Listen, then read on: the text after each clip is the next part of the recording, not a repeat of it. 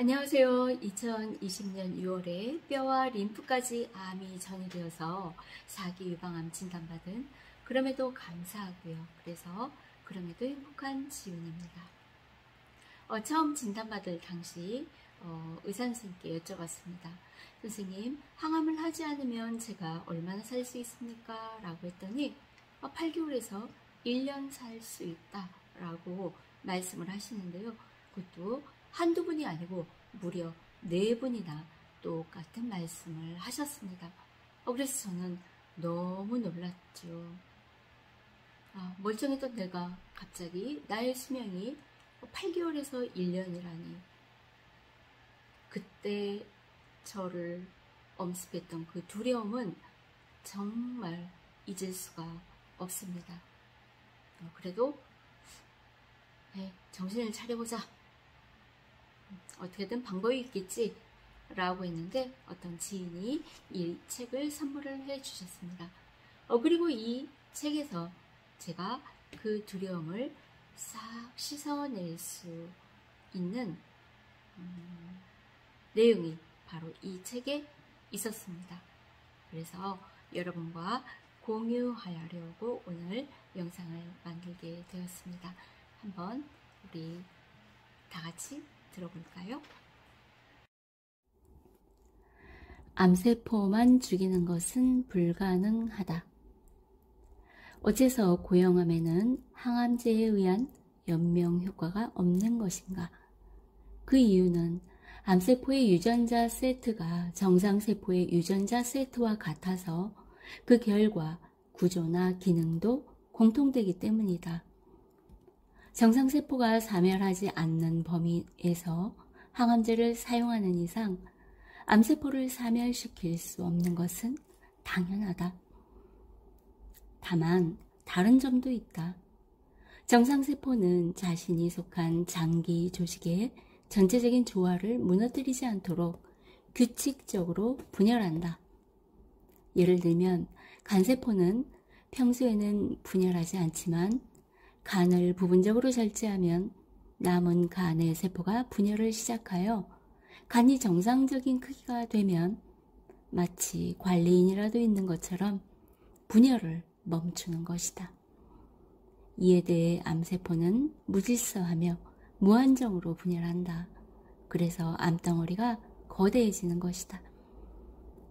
이와 같은 공통점과 차이점이 있는 경우에 항암제를 투여하면 어떻게 될 것인가? 소화관 세포와 같이 활발하게 분열하는 세포는 암세포와 비슷한 비율로 사멸한다고 생각된다. 암세포가 50% 사멸하면 소화관 세포도 50% 사멸한다는 것이다. 그러나 암세포가 반으로 줄어도 인간의 수명에 큰 차이는 생기지 않는다. 반대로 정상세포가 반으로 줄면 큰일 나며 독성이 강하게 나와 생명의 존속 자체가 위험하게 된다. 그러나 암세포가 하나라도 남게 되면 분열을 다시 시작할 수 있다. 이것이 고형암은 항암제로 낫지 않으며 독성만 경험하는 이유이다.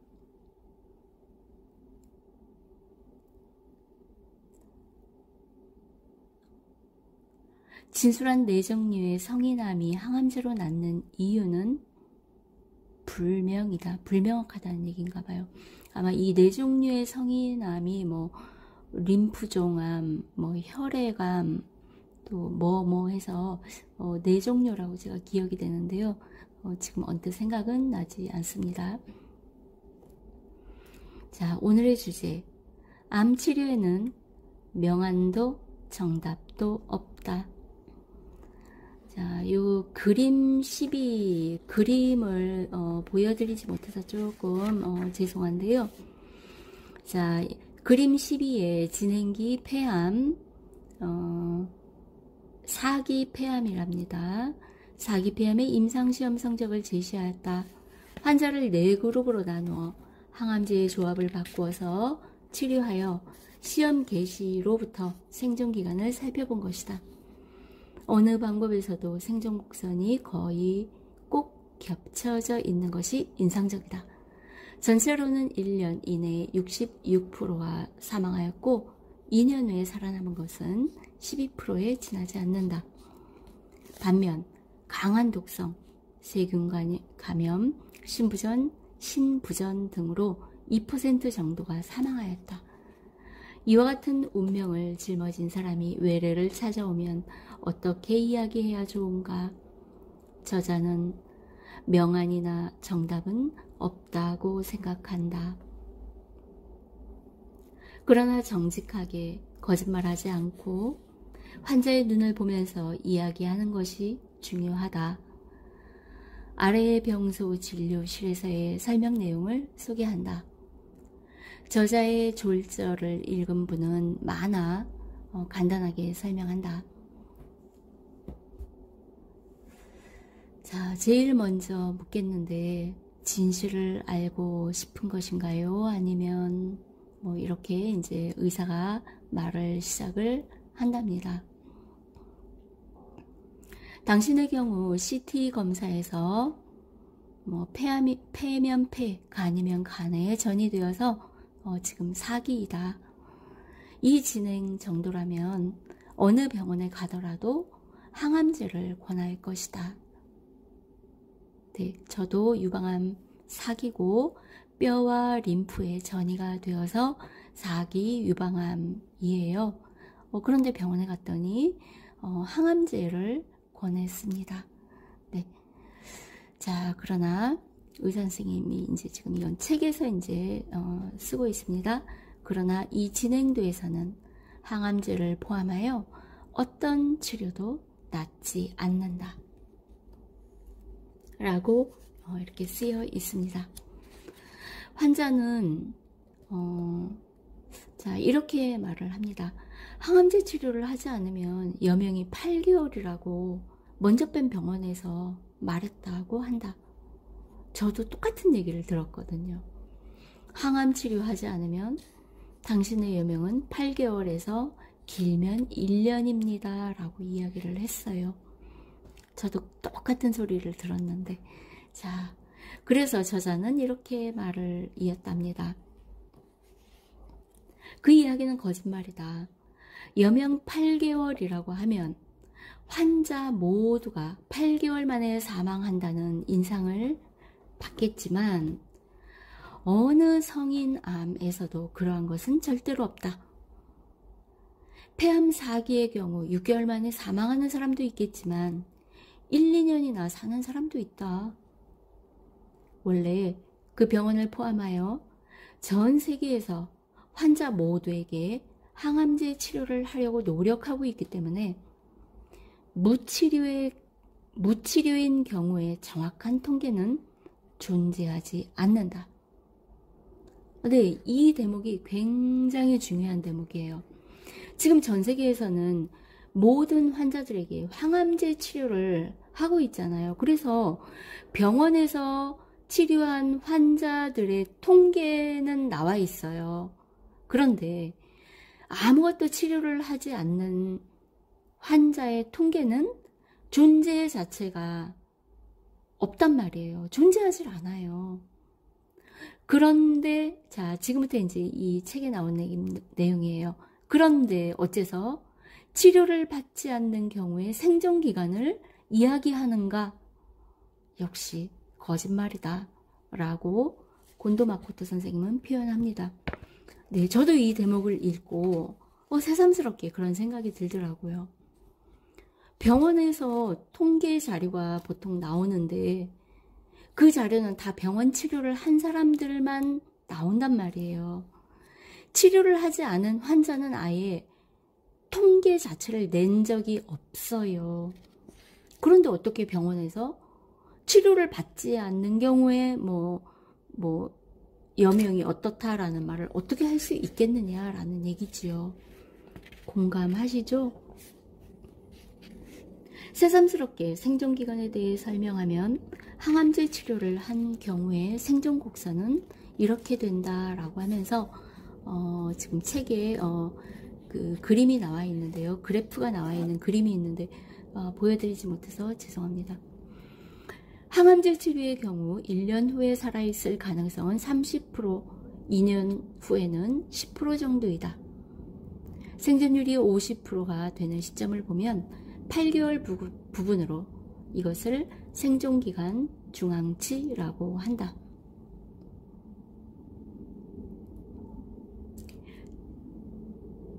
생존율이 50%가 되는 지점이 항암제 치료하고서 8개월 정도 됐을 때가 가장 많이 살아있다는 얘기예요.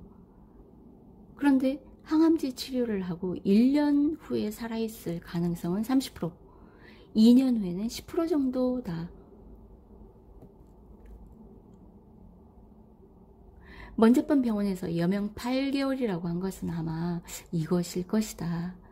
즉 무치료인 경우가 아니라 항암제 치료를 한 경우의 생존기간을 말한 것이다 라고 의사는 여기다가 써놨습니다. 자, 그렇지만 항암제 치료를 받을 수 있는 체력이 있는 사람이 그렇게 갑자기 사망하는 것은 이상하다. 이러한 곡선은 항암제의 독성에 의한 사망률을 나타내고 있을 가능성이 있다. 즉 독성 사망 곡선이다. 네. 항암제가 투여됐다고 해서 어느 정도의 정상적인 체력을 갖고 있는 사람이 몇 개월 만에 사망을 했다라는 얘기는 이 곤드마코토 선생님의 의견은 암 때문에 사망한 게 아니고 항암제 독성 때문에 그 사람이 사망했을 것이고, 그래서 그 그래프는 독성 사망 곡선이다 라고 표현을 한 겁니다. 독성사는 세계 표준의 항암제 치료에서 2%로 되어 있다. 그러나 그렇지 않고 훨씬 더 많다. 2%라고 보고하는 논문에서는 예를 들면 폐독성에 의한 사망수가 불명이다. 그러니까 불분명하다. 그러나 항암제에 의한 사망으로 가장 많은 것은 실은 폐장애인 것이다.